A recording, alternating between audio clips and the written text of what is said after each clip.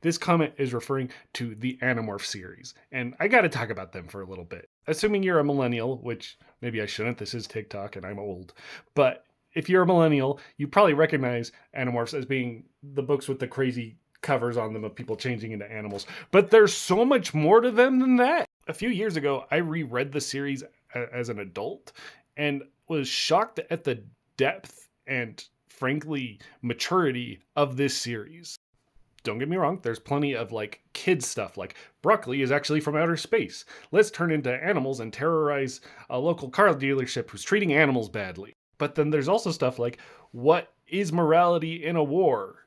The terror of a young girl who's realizing that she enjoys violence and isn't sure what she's going to do with her life once the fight is over, despite the fact that she has things in her life. She likes the violence and combat. The trauma of a young girl who really wants to be a pacifist and cares for all life, but knows that if she doesn't fight, everything she loves can be destroyed, and has to reconcile that with the fact that she has to commit violence in order to prevent violence. The alien enemies who at the begin seem like, just mustache twirling villains turn out to have depth and complexity, and you kind of understand why they do what they do. The good, heroic aliens that are supposed to come save us turn out to suck.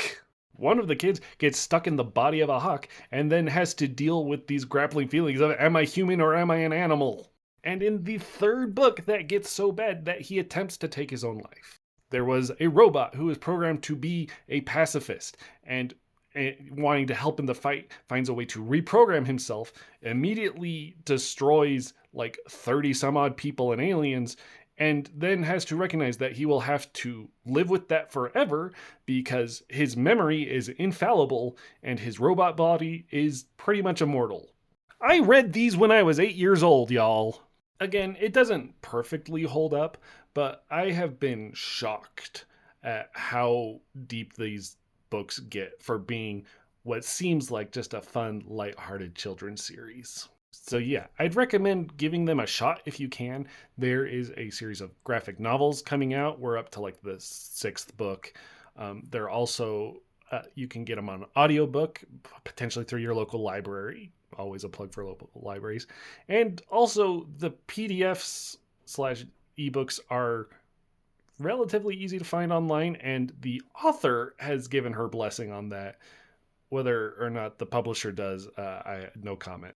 But yeah, give them a shot if you haven't.